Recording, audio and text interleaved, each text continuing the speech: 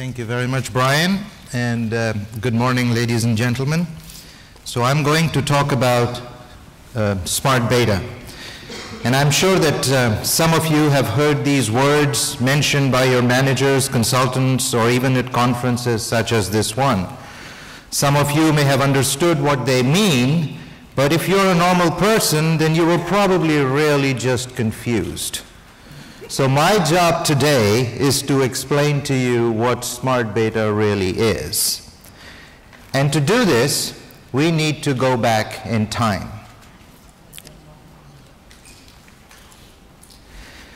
We're all familiar with the concept of benchmarks. One of the first benchmarks was the Dow Jones Industrial Average, which was unveiled by Charles Dow in 1896. This first benchmark was calculated by taking all of the stock prices, adding them together, and then dividing them by the number of stocks. That was 1896, which was 119 years ago. Today, benchmarks are constructed using a capitalization-weighted approach. In this methodology, the weight of a security is determined by dividing the market capitalization of the stock by the total capitalization of the benchmark. One of the problems with this methodology is that as companies grow bigger, we are forced to buy more of that company within the benchmark, whether we like it or not. Using an example of the IT sector during the late 1990s, you can see how large a percentage of the S&P 500 index technology stocks got before the bubble burst. Most of us have lived through some of these bubbles, yet most of us still continue to invest in these capitalization-weighted benchmarks. Why? Because there were limited alternatives. That is, until recently. Okay, so we all understand that when we talk about the market beta in our portfolio performance, we are talking about the portion of the performance that comes from owning the stocks in the benchmark. The alpha is everything above the market beta, which we understand as being the manager's skill or secret herbs and spices. But what we know now is that these secret herbs and spices are not so secret, and nor is the alpha from active management returns. We now know that we can explain a portion of these returns using factors. So, what are these mysterious things called factors? To explain what a factor is, I'm going to use a little analogy. This is me when I was a young boy. I wish I was able to keep that hairstyle, but stuff happens. So one day, I'm walking home from school, dreaming about stock markets, yes, when I am stopped by some people in the street who explain to me that they want to turn me into a superstar tennis player. Guess what? I said yes. What young boy would not? So the first things they do is they take me to Florida. They provide me with the best facilities. They provide me with the best coach, the best equipment, the best training, the best nutrition.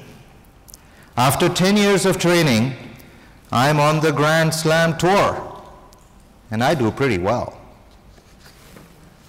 The reason that I did well is because each one of these contributing factors that I was given, the coach, the facilities, the nutrition, the equipment, all helped to drive my performance to a level that was above the average player. In the same way, the stock market factors help drive your portfolio performance above the average market performance, or the market beta. Factors are measurable, explainable, and investable. And you can invest in them right now across global equity markets. And just like my tennis career, factors can also aid in delivering above average performance in your equity portfolio. By the way, averages can be really deceiving at times. So for instance, it is often said that the average human being has one breast and one testicle.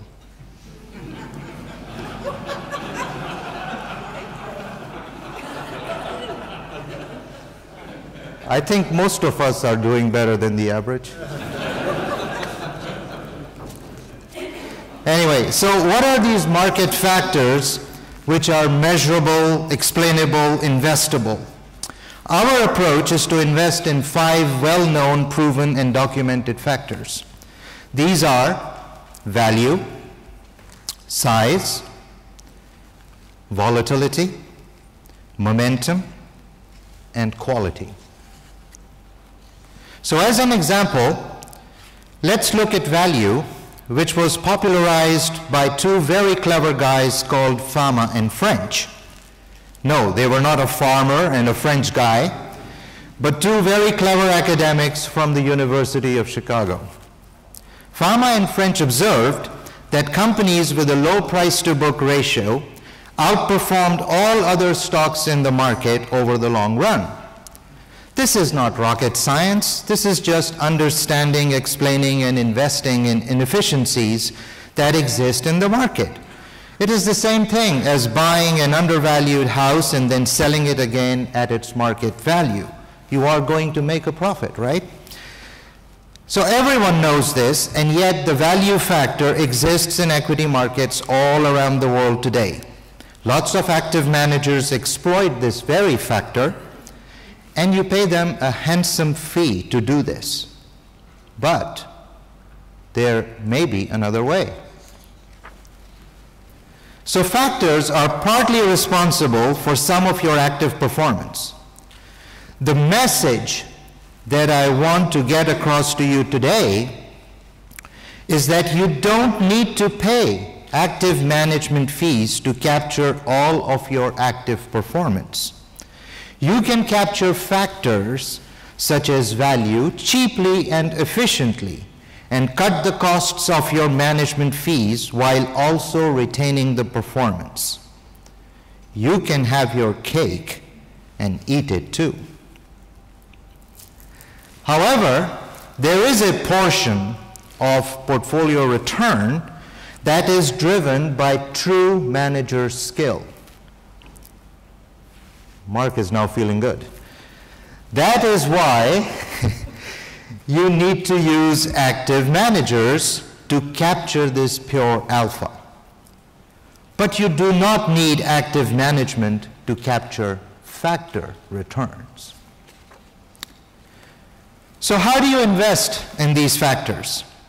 It is actually pretty simple and straightforward, and some of you are probably already doing some form of factor investing or smart beta investing in your pension funds. For instance, some of you may have already invested in low volatility strategies or in fundamental indexes. This is a good start, but it only gives you exposure to one factor. What we have learned is that you can get a much better outcome over a market cycle if you invest in a diversified set of factors.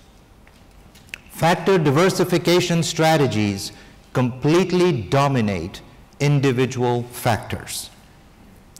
The analogy that I can think of here is that you cannot live of carbohydrates alone in your diet. They do not provide you the nutrients your body needs. You need a balanced diet with fruit and vegetables. You also need proteins such as fish, meat, and chicken, and bread seeds, oil, and dairy. Just like a balanced diet, we believe in a well-diversified set of factors. This is what we call a healthy factor diet. So I've already explained to you that you can have your cake and eat it too, but the proof might be in the pudding. So here is the live performance of an actual client who invested in a combination of our value and momentum strategies since 2011. This mandate is run at a relatively low tracking error of about 1% because they were allocating money from their passive portion and didn't want to take a lot of tracking error relative to the market. Over this time period, this strategy has outperformed by 70 basis points per annum for a tracking error of only 1%, and with passive-like fees. Over long periods of time, such outperformances can make a significant contribution to the portfolio. To understand the long-term perspective, let's look at an historical simulation against the Russell 1000 index going back to 1979, which is the start date of the Russell 1000. And the graph here shows the performance of our factor diversity portfolio and the Russell 1000 index. The factor diversity portfolio provides a diversified capture of the 5 factors that we talked about earlier. We are showing you the graph for Russell 1000 not because I'm from the US and very US-centric, but because the US large cap space is often viewed as the most efficient segment of global equity markets. So what this chart shows is that over the 35-year period, the factor diversity portfolio outperformed the Russell 1000 index by almost 2.5% per annum for a tracking error of 2%, still a very low tracking error relative to the market. This level of outperformance implies that the ending portfolio value in 2014 for the factor diversity portfolio would have been more than double that of a portfolio replicating the performance of the Russell 1000 index. And I'll remind you that this outperformance is only coming from exposure to factors. We have not yet incorporated Mark's true selection manager skill. Such outcomes may be achieved through transparent, rules-based smart beta strategies and without paying active fees. So these are just a few examples of how your pension funds might benefit from using smart beta or factor-based investing in your portfolio allocations. And that is why we believe that you can have your cake and eat it too. Before I stop, I want to leave you with one central message. Smart beta investing is not a fad. It is something quite structural. It is the fastest growing area within the equity space, or has been in the last 7 years. We are seeing growth rates of 20 to 30% depending on what type of portfolios we talk about. But large asset owners, sophisticated asset owners around the world are allocating significant amounts of money to smart beta strategies because they have realized that these strategies are a significant innovation in the industry which allows them to structure more efficient, more cost-effective portfolios. Thank you.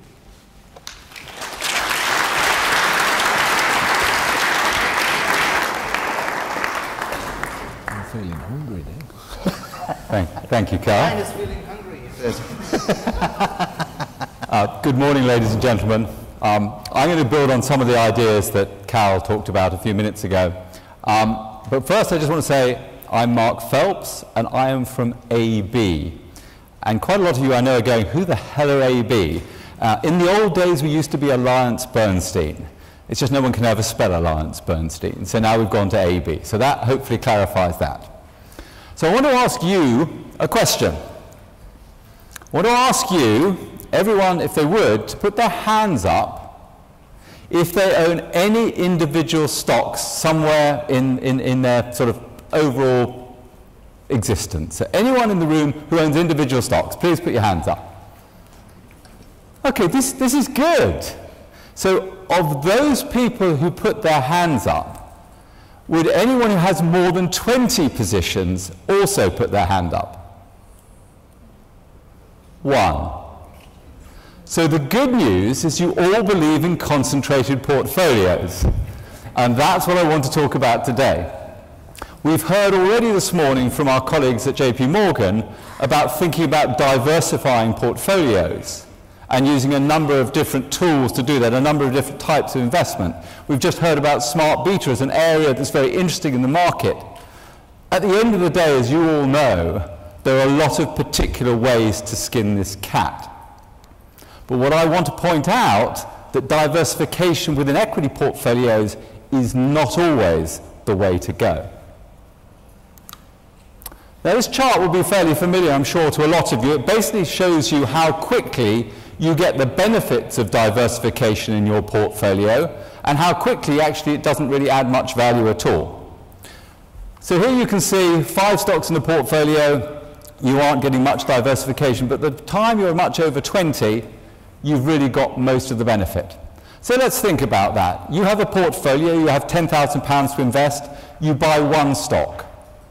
You get all the market risk that comes with that stock. If that stock is Glaxo and the market drops 10%, probably chances are Glaxo goes down somewhere between 9 and 11. So you're getting all the market risk, but you're also getting the Glaxo risk.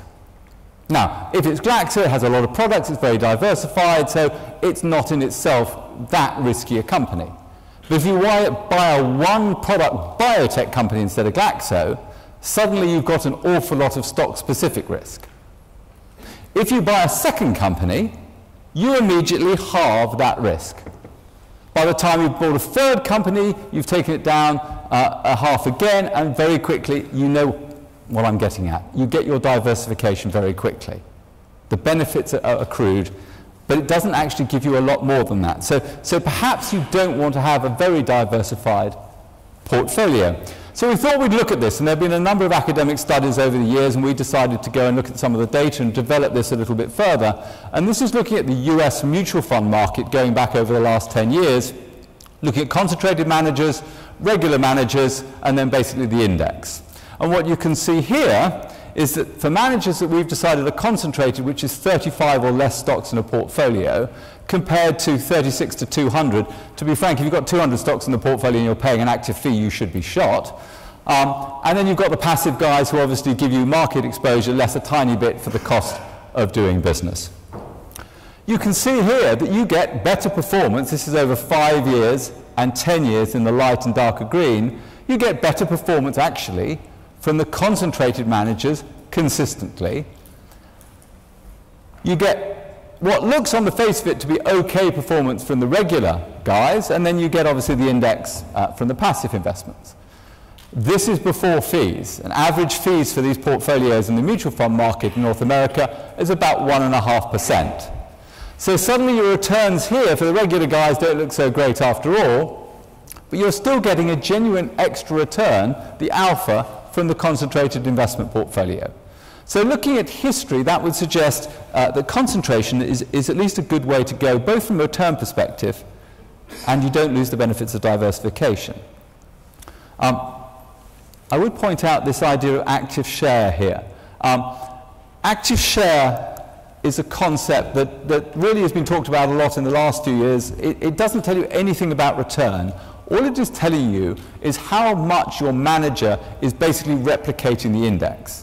So if you're an index manager, you basically have no active share.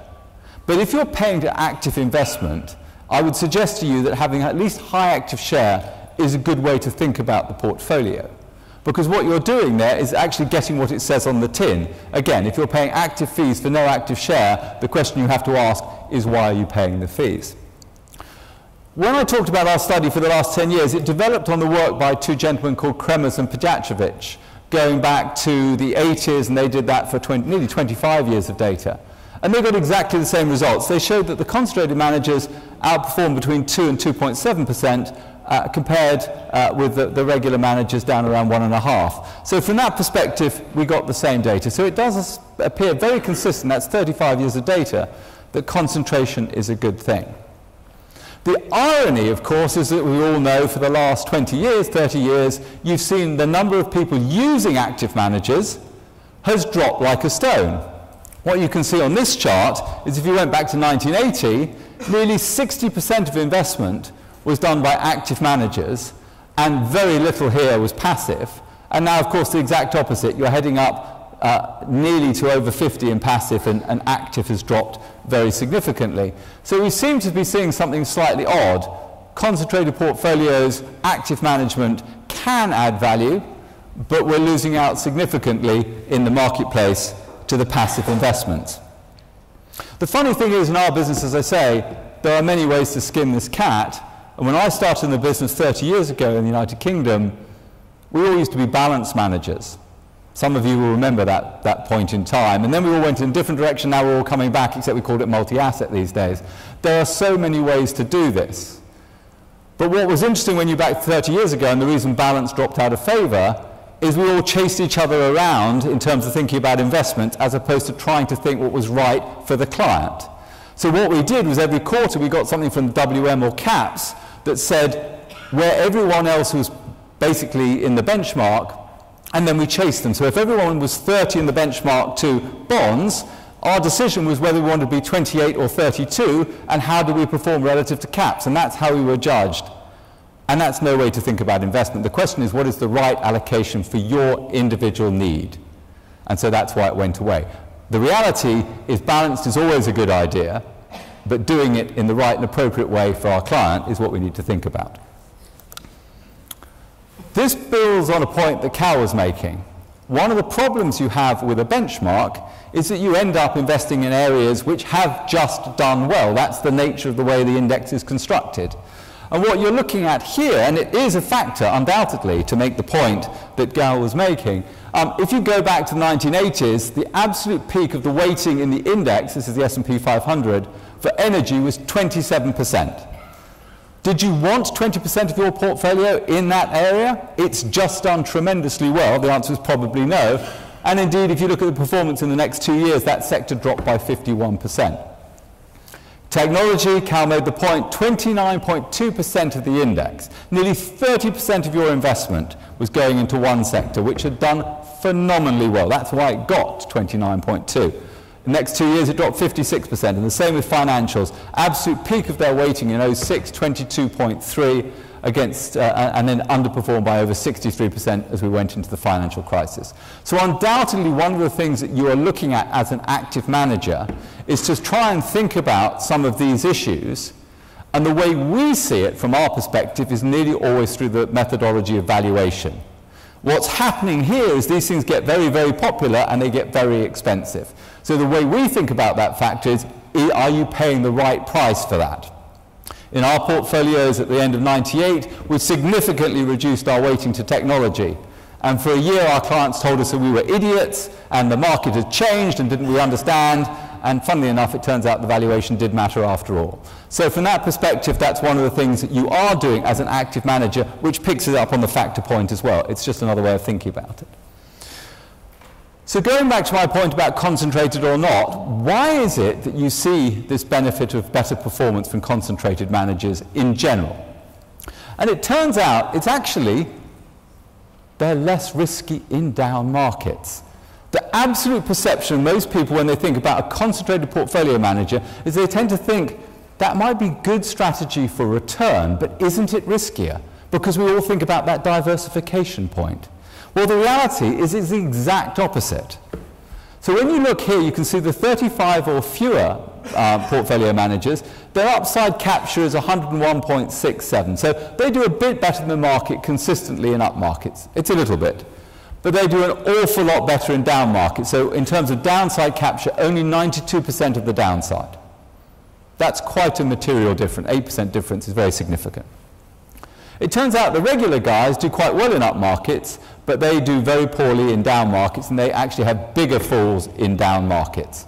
And when you have big falls in down markets and you look to compound returns over time, you actually really want to avoid that. So when you take the overall, you get a much better long-term return, as we've already seen, from the concentrated guys. Why is this? I can't prove this point. I know from our own experience of managing concentrated portfolios why it is, and I suspect it's true of the other concentrated managers. But when you run a 20 or 30 stock portfolio, there are two things I can tell you categorically, and I don't use that word often in investment because there's very little that is categoric. But if you only have a few stocks in your portfolio and you know them very well, and you worry about them going wrong a great deal, and that's not a bad thing to think about. And in fact, I would suggest to you, when those people who put their hands up that they own individual stocks, but not very many of them, why did they own those stocks? Because they think they know those companies, they think they are good investments, they've done some work on them, and they worry about them, and they think about them, and they don't forget about them. There's nothing worse than just saying, oh, well, that sounds like a good idea, my analyst came up, he's quite a nice chap, maybe I'll just add 50 bases to the portfolio, and it won't matter. Well, actually, it does matter. So worrying about your investments and knowing what they are, I think is absolutely critical to the process. And that, I believe, but I can't prove, is what you get with concentrated managers in general, certainly from our own perspective. We try to look at this ratio, the Sortino ratio. To remind you what that is looking at the risk in your portfolio, but not in all markets. That looks at the risk only in down markets. It's very funny, whenever I go and talk to my clients and I talk about the risk in their portfolio, if the market's up a lot, they don't worry about the risk at all. They're very happy, they've made a lot of money, that's a good return. They should, but they don't. What they worry about is the risk in a down market. What a Sortino ratio does for you is just measure your risk in down markets relative to that return. And you can see here, making my point before, the concentrated guys have much better Sortino ratios. And so from that perspective, I think you get a benefit from concentration.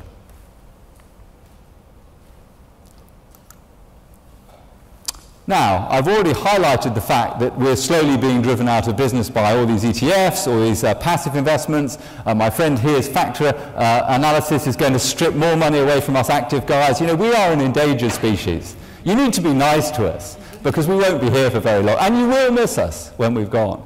But actually, let's be honest, there are lots of ways to skin this cat, and no one is going to go back to the sort of allocations we thought 30 years ago in terms of active management. But what you can do is think about how they work together. If you want your beta exposure to the market, there is nothing better than an ETF. It gives you that exposure. Well, actually, I take it back. A factor portfolio might be better, and it should be something you think about as well. But there are lots of ways to think about getting your beta exposure. That will do, and as you know, most of your return ultimately comes from your beta exposure. Where are you invested, and are you invested in the right thing at the right time, is really what will drive your return. But you can actually do some things around that that can be beneficial as well. So in this case, what I've said to you is, okay, here's the passive portfolio, but why don't you take some of your passive portfolio and do some allocation to active? But if you're going to do it to active, at least get active, at least find high active share. And if you do that, you can get actually a better return. So 7.3 goes up to 8%. Your risk profile goes down, your volatility goes from 14.6 to 13.5. So you've added to your return profile and you've reduced your risk. That sounds like a good thing. And it will cost you, I would add, a little bit. Yes, because we do charge a little bit more than the beta portfolio for sure, but we're becoming more and more reasonable every day. And you beat us down on a regular basis, so you know, we have that conversation very happily. Well, maybe not very happily, but we certainly have the conversation.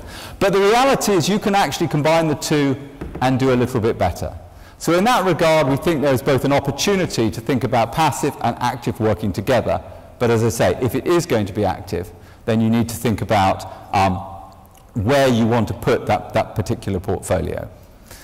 So finally, bringing that to a conclusion, what I would suggest is, oh, you don't want to see that, is that you remember AB as AllianceBernstein, you be nice to us active guys, and you think about a combination within your portfolio is the way to go. Thank you very much.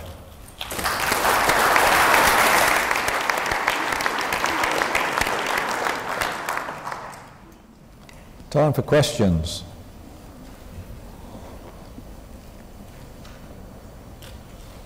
Quiet. We could have a vote on who was the more convincing one. Well, let me respond to Mark. May I? Oh, yes. Yeah. So this whole debate about what active management should really represent in the portfolio ultimately boils down to a matter of skill.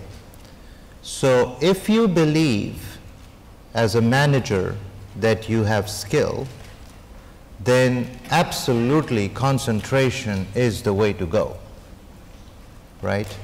If you as the asset owner believe that your manager has skill, then the first thing that you should be looking at in the portfolio is, okay, you claim you have skill, show me the composition of your portfolio. And as Mark said, if they're holding 200 stocks and claiming to have stock selection skill, it doesn't make sense. So if managers claim to have skill, then they should hold concentrated portfolios, they should have high active share, and they should be paid fees which are consistent with skill. Okay, so the smart beta investing is really not a threat to concentrated managers. It's a complement to concentrated managers. But the smart beta space is absolutely a threat to traditional active managers, the closet indexers. It is absolutely a threat, and those are the real endangered species right now. And what we have seen globally is, Mark had a very good slide on portfolio allocations.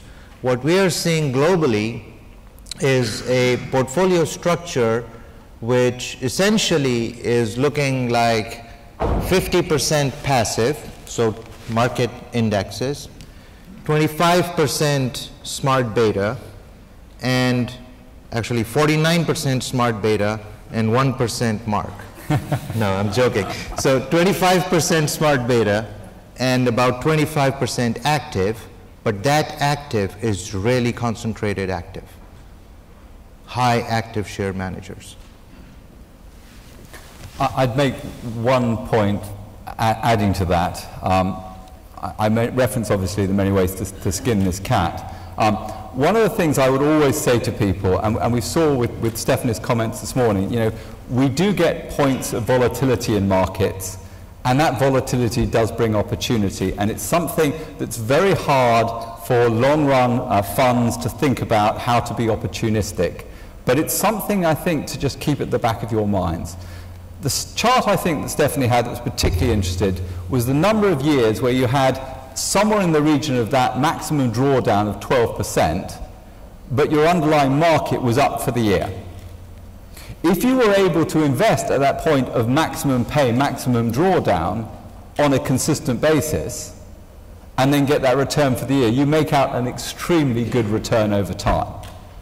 Now, I can say that as much as I like, but of course those points of drawdown, maximum drawdown, are usually when something's going wrong in the world, and we all hide under the desk and pretend that we really don't want to know what's going on and it will all be all right in the long run. And that's what we were all talking about this morning. But the reality is that does give you opportunity. And one of the ironies that I find talking to the investment community is that when people are picking managers, what they're trying to do is identify a manager who has a consistent process, who understands what they're trying to do, hopefully is running a concentrated portfolio, and that they think they'll be able to do that over time. And you all sit in rooms where you have conversations about managers and whether to appoint them, and have they been able to demonstrate that over time. And That makes perfect sense. And what you're looking for is the manager who's shown skill at finding good times to make investments in usually what we think of as good companies that are going to continue to grow into the future.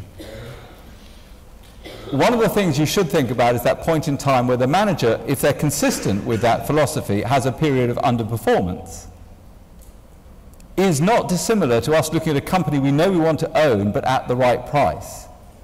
And it's very difficult sometimes for trustees to look at investment managers and say that's been a period of underperformance, we should give more money to them. But if you believe in that process, you probably should. And that's just it's always an interesting debate, but I'll leave it with you. Just before we come on to the question that's been submitted by Slido, let me just ask both of you, is there a limit on how much you can take in funds to manage? Could you, a portfolio of 50 million, if someone's got 100 million, 200 million, is there a limit somewhere where you say the model can't take any more funds? Well, for smart beta investing, capacity and investability is very high for smart beta investing strategies. For two reasons. One, because these strategies are highly diversified, and again, it's going back to the notion of skill.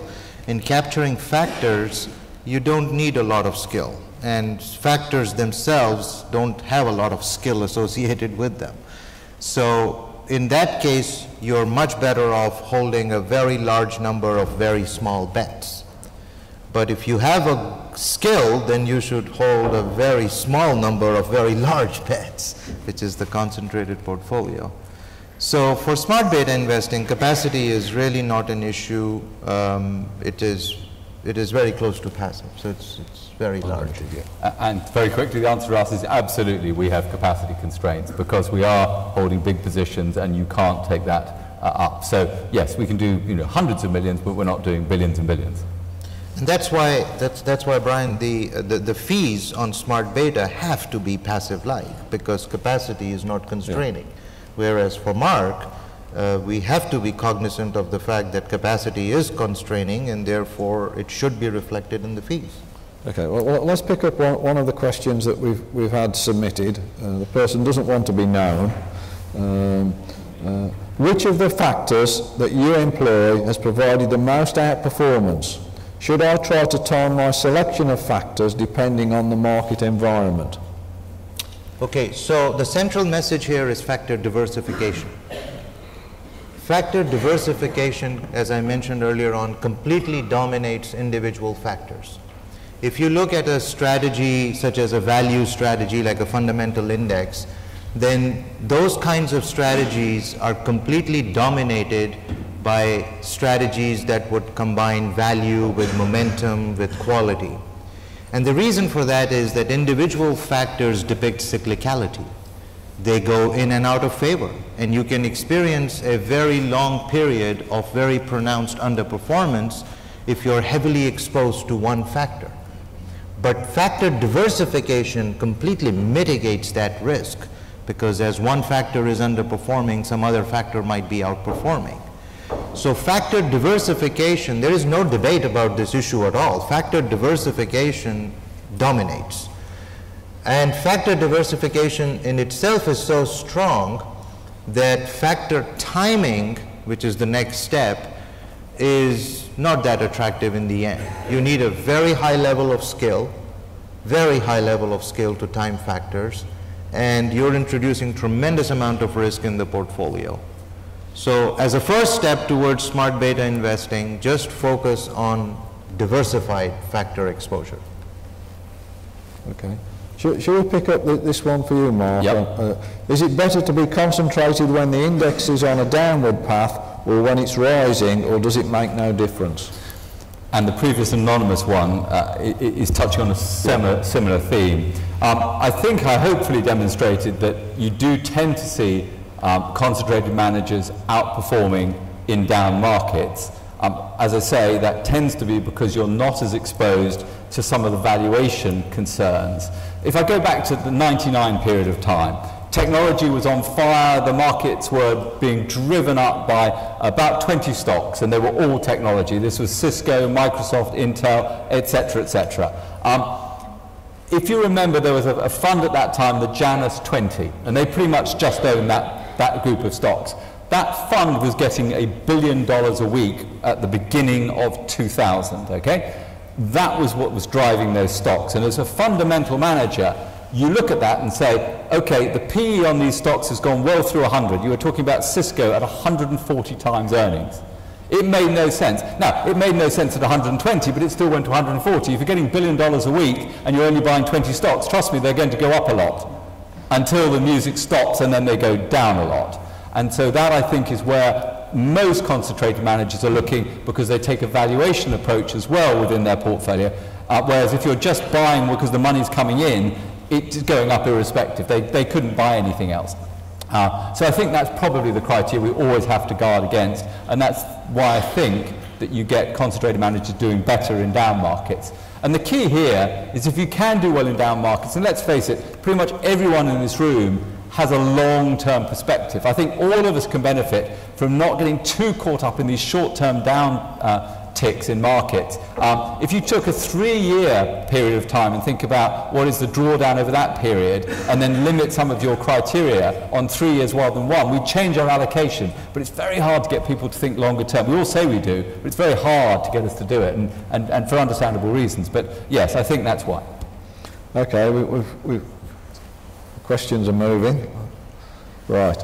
Let's take this one as the last one, because we're slightly overrunning, but we'll continue with this one.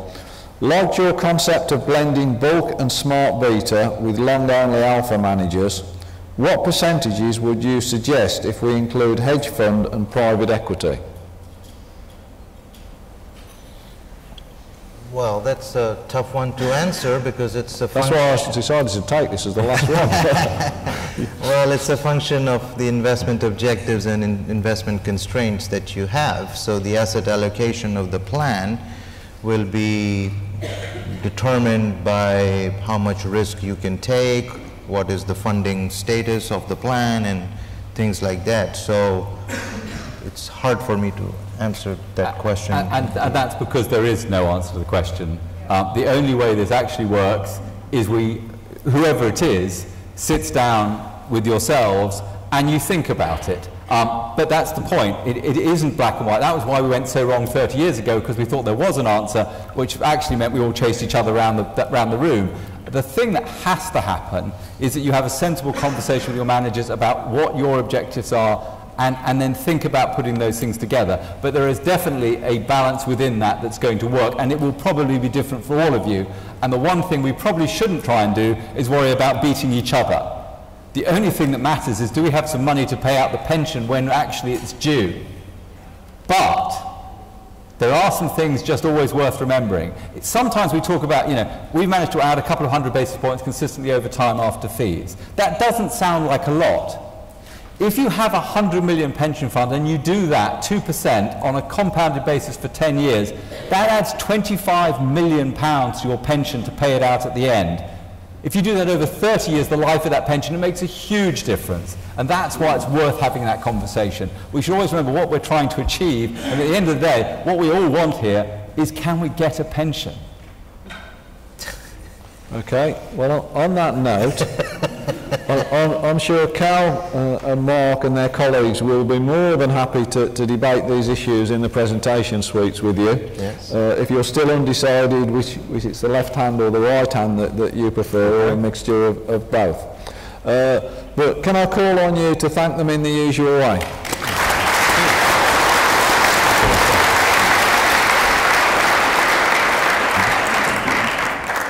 Okay then, we're now moving over to the flash reports. Hopefully we've got Rachel and Jeff.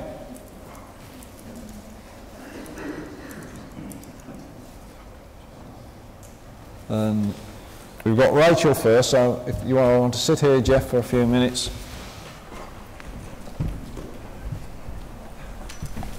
And Rachel is going to give us an update on pension boards.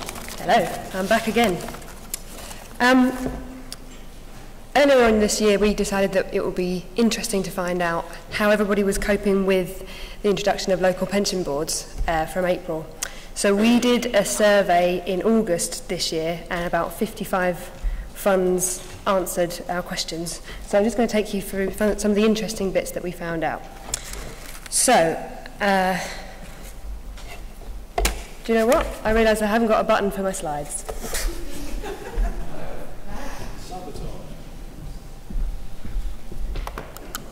Here we go. The most important question, do we think that funds will actually benefit from having a local pension board? As you can see from this, it's mainly positive.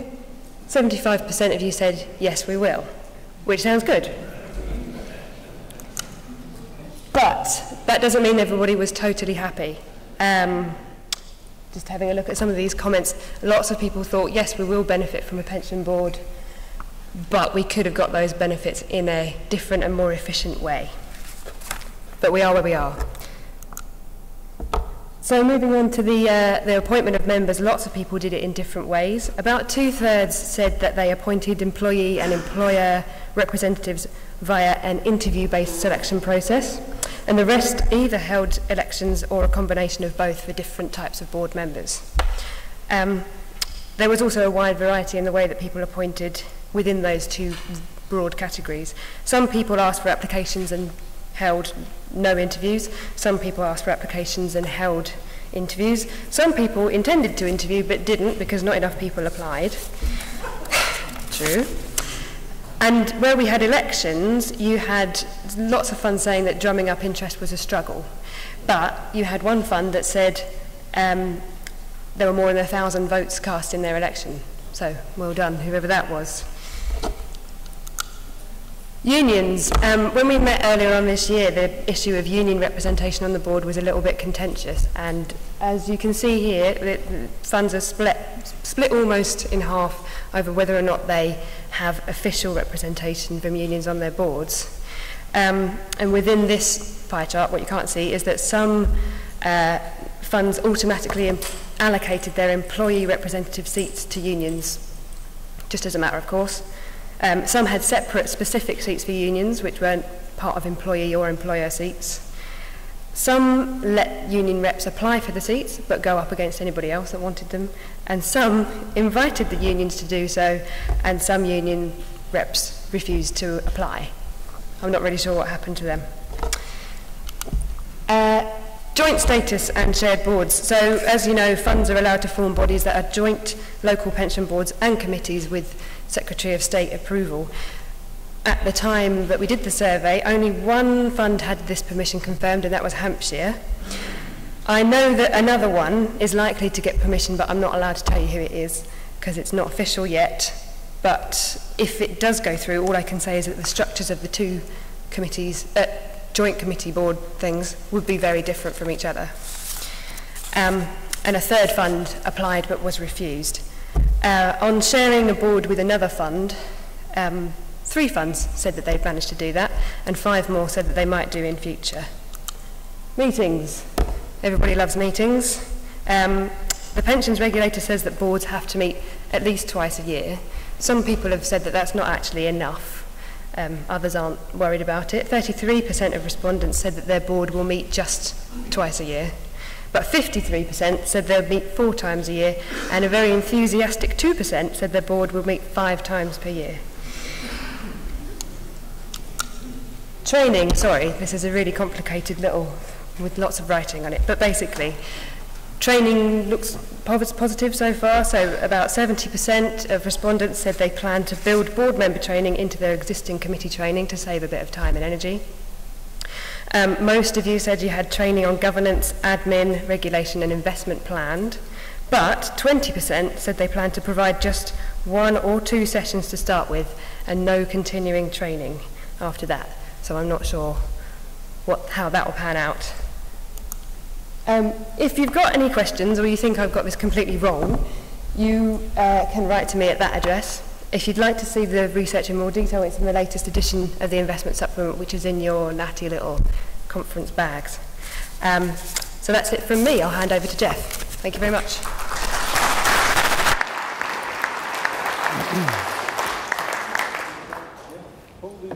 Yeah, okay, right, hang on tight, we've got 10 minutes for this.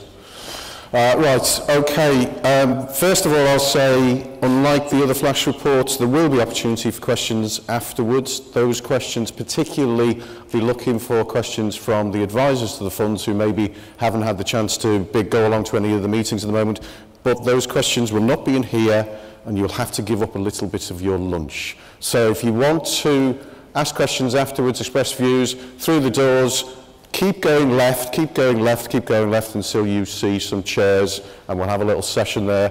And we've got Vicky Edwards from DCLG, who's also joined us, and we'll be hoping to answer your questions as best as she can, given the fact that all of this is still subject to the views of ministers. Well, it's been a busy summer, hasn't it? I mean, those times when we used to look at summer and think, well, I can put my feet up for a bit, do the garden, and not worry about things like consultations.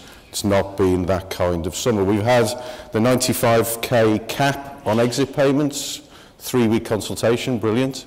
We've got the green paper on pensions tax relief, which may see the end of pensions as we know it. And I'm not even going to mention MiFID II. No, actually, I am going to mention MiFID II. Hands up everyone in the room who knows the implications of MiFID II. Right, okay, I think we've got some work to do. I'll come back to that one later. Right, what we're going to look at is we're going to look at pooled investment. Now, we've only got 10 minutes, it's a flash report, so I'm going to look at the key messages that have started to emerge since the announcement in the Red Book. Take you back a couple of years. We were talking potentially about merging into 5 funds. I'll take you back a year. We had a consultation perhaps on 1 passive SIV and 1 SIV for alternatives. So where are we now? We have a statement in the Red Book that says the government will work with funds to create pools in order to save money whilst not affecting performance. And also, it goes on to state that there will be backup legislation for those funds who are not deemed to be exciting enough in their proposals. So what does that actually mean? What started to emerge? I only got 1 slide, so I'll leave that there. If you read the actual statement in there, it sort of implies that the criteria that will be used are going to be consulted on in the autumn. That's not the case. The criteria are being consulted on now. As far as I understand, the criteria will be published in the autumn. So now is the time for us to have the discussions with government about what those criteria might be. The rest of this, as I said, has got lots of likelies and maybes, and the reason for that is this announcement was made, some initial discussions took place, and then of course all of the MPs disappeared off on holiday and are now only starting to come back.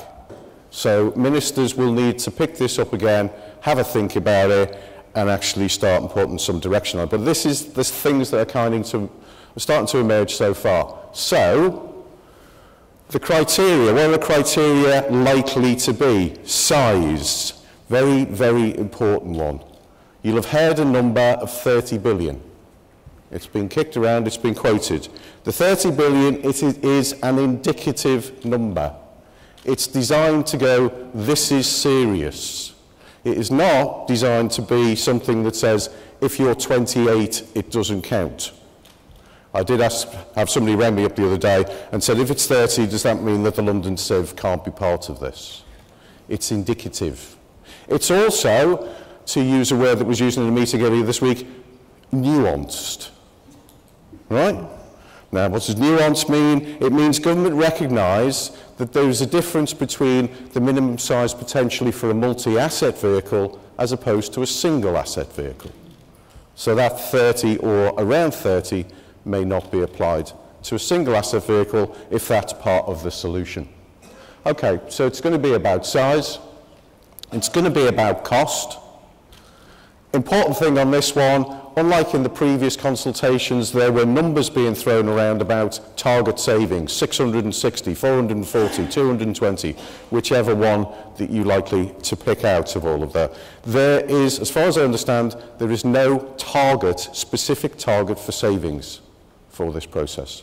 The government are not looking for X million out of this, but they are looking for significant savings, but without a number.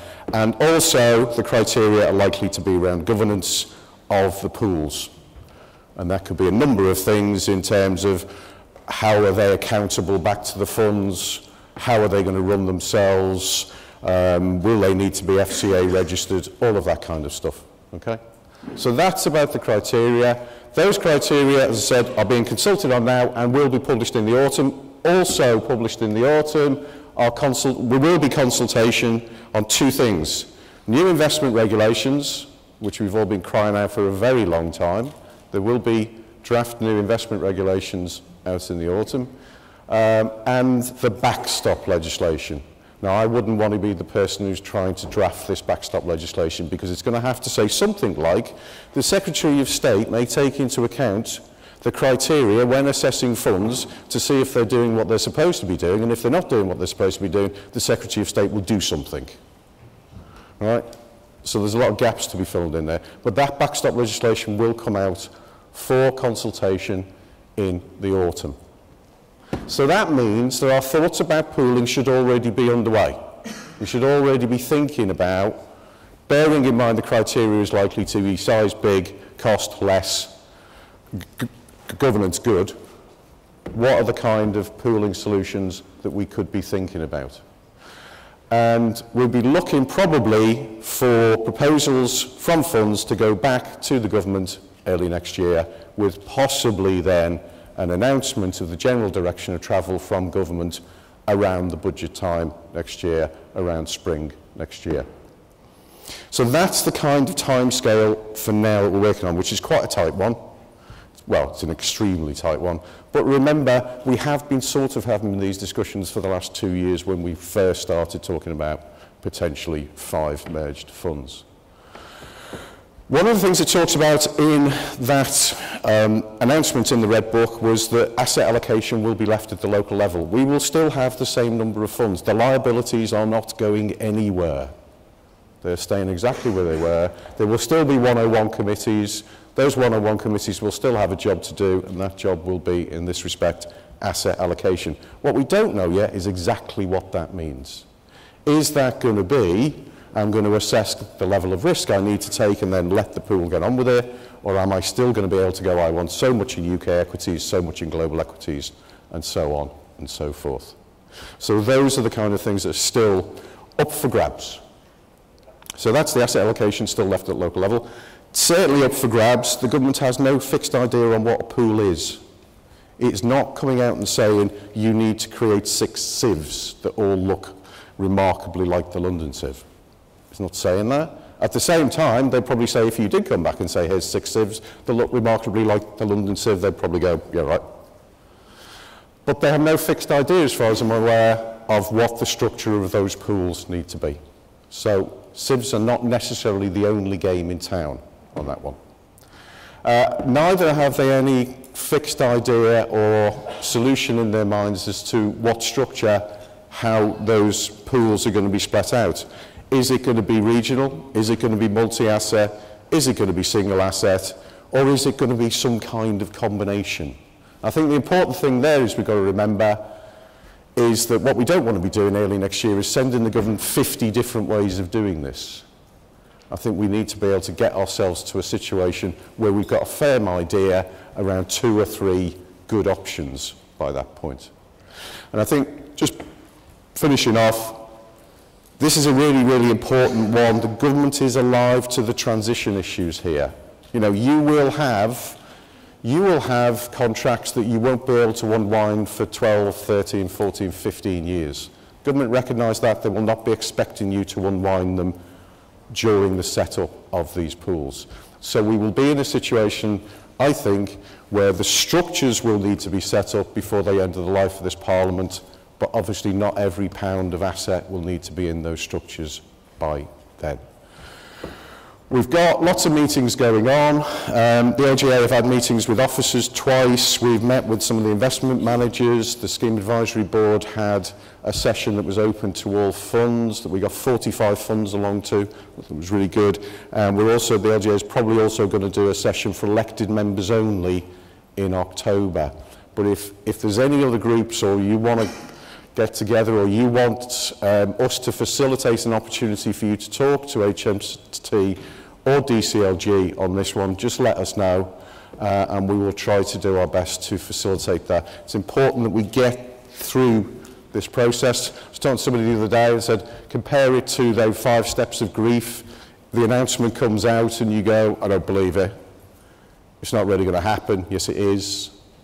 You then get to the angry bit. I understand, because we should actually be doing deficits. We should actually be looking at the fact that we are now a scheme with 10,000 employers, and does that work the way we are? Those are the things we really should be looking at, so I understand the anger.